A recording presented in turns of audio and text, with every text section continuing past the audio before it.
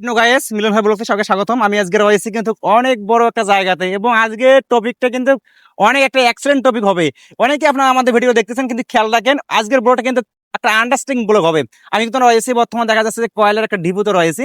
এই কয়লাগুলো কিন্তু অনেক দেশ থেকে আসে, কিন্তু বলা যায় কিভাবে আসে এবং কোন দেশ থেকে আসে সবগুলো নিয়ে তুলে ধরবো। এবং দেখা যাচ্ছে যে এই জায়গাটা কিন্তু অনেকগুলো গাড়ি রয়েছে, এবং এখানে কিন্তু অনেক জায়গা, অনেক বড় জায়গা, এখানে কিন্তু কয়লার ডিপো বলা যায়। হ্যাঁ, এটা কিন্তু কয়লার ডিপো। এখানে দেখতে পাচ্ছেন সামনে একটা জায়গা রয়েছে, যে আপনাদেরকে অনেকেই ভাবতেছেন মিলন ভাই আজকে কয়লার ডিপো কেন দেখাচ্ছে, এবং কয়লাটা কিভাবে আসে এবং কোথা থেকে আসে, কোন দেশ থেকে আসে, সবগুলো নিয়ে তুলে ধরবো আজকের এই ভিডিওতে। চলুন গাইস, দেখতে পাচ্ছেন আমরা কিন্তু অনেক ঝুঁকিপূর্ণ নিয়ে কিন্তু এই জায়গাটা, কাঠের যে ব্রিজটা রয়েছে, এই কাঠের ব্রিজটি দিয়ে আমরা কিন্তু চলে আসছি জাহাজে। দেখতে পাচ্ছেন অনেক বড় একটা জাহাজ। এই জাহাজটা আমরা কিন্তু এখানে জাহাজের উপরে আসলাম।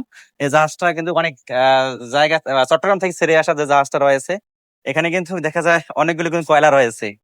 আসলে কিন্তু যারা আমার গ্রামের মানুষগুলো, যারা ভিডিওগুলো দেখেন, কিন্তু এই টপিক গুলো কিন্তু কখনো দেখছেন, এই যে এই গ্রামের আহ যে কিছু কিছু যারা লোক রয়েছেন, যারা শহরে থাকেন তারা হয়তো কমই দেখছেন, কিন্তু সরি, যারা শহরে থাকেন তারা তো হয়তো দেখছেন, যারা গ্রামে থাকেন তারা হয়তো হয়তো দেখেন নাই। আমি আজকে রয়েছি কিন্তু একটা জাহাজে, এবং এটা হচ্ছে কয়লার জাহাজ। অনেক বড় একটা জাহাজ। এই জাহাজে কিন্তু চট্টগ্রাম থেকে কিন্তু কয়লাগুলো নিয়ে আসে এখানে। এইভাবে কিন্তু বিদেশ থেকে কয়লাগুলো নিয়ে আসে দক্ষিণ কোরিয়া এবং সাউথ কোরিয়া, এবং অনেক জায়গা থেকে কিন্তু এই কয়লাগুলো নিয়ে আসে এই জাহাজের মাধ্যমে। এই আসার পরে কিন্তু চট্টগ্রাম বন্দরে কিন্তু আনলোড হয়। আনলোড হওয়ার পরে এই চট্টগ্রাম থেকে আমাদের বাংলাদেশে যেগুলো জাহাজ রয়েছে, সেই জাহাজে কিন্তু নিয়ন্ত্রণ করে এগুলো এখানে নিয়ে আসে।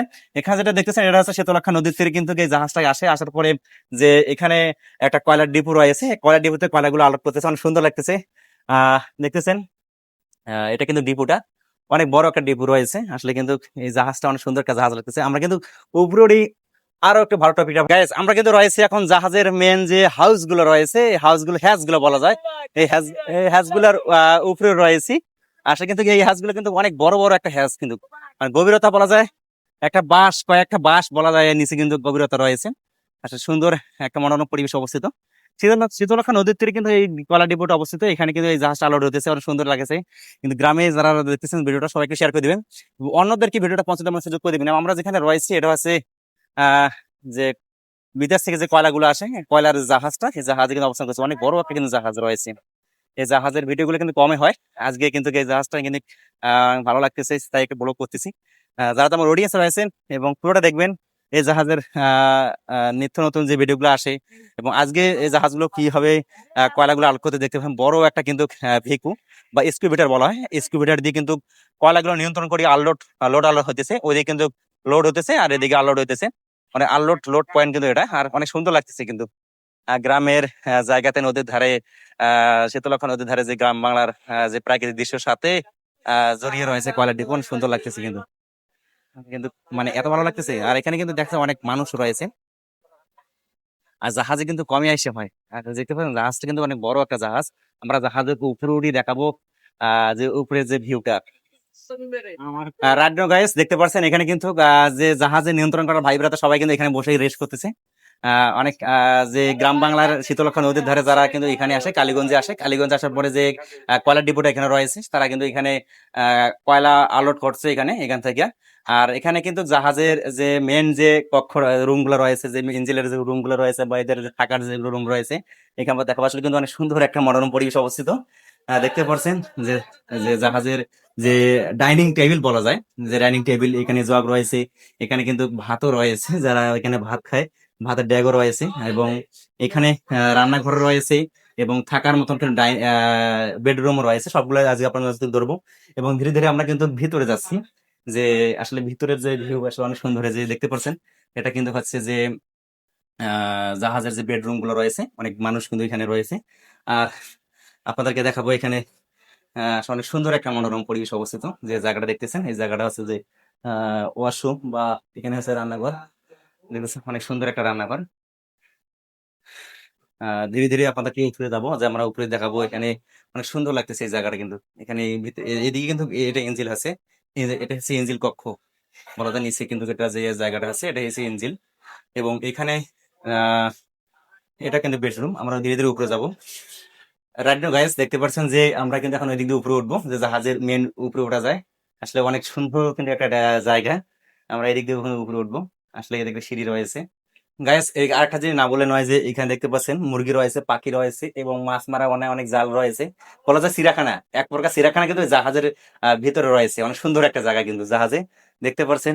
এত ভালো লাগলো যে এখানে কিন্তু যে মুরগ রয়েছে, এই মুরগগুলো কিন্তু এখানে তারা পোষে। আসলে কিন্তু এখানে সেফটি যে তারা জাহাজের যে কক্ষ যারা মেম্বার সদস্য রয়েছে সকলের জন্য কিন্তু এখানে সেফটি শু রয়েছে। আমরা উপরে যাব। গাইস দেখতে পাচ্ছেন আমি কিন্তু উপরে উঠতেছি। আজকের এই ব্লগটা কিন্তু একটা আন্ডারস্ট্যান্ডিং ব্লগ হয়ে যাচ্ছে, অনেক সুন্দর একটা ব্লগ হয়ে যাচ্ছে। সবাই একটু কমেন্টস করে জানাবেন কেমন লাগতেছে জাহাজের এই ভিডিওটা। হ্যাঁ, অনেক ভালো লাগতেছে। গাইস আমি কিন্তু এতক্ষণ ছিলাম যে জাহাজের নিচে, পুরোটা কিন্তু ঘেমে গেছে, কি রকম জানি লাগতেছে।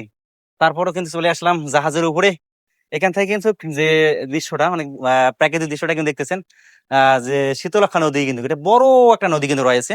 এই নদীটা আরো ভালো লাগবে আপনার, আমি যদি এদিক দিয়ে যদি এই সিঁড়ি দিয়ে যে আরো উপরে উঠি তাহলে আপনারা অনেক ভালো লাগবে। তো আমরা এদিক দিয়ে উপরে উঠবো।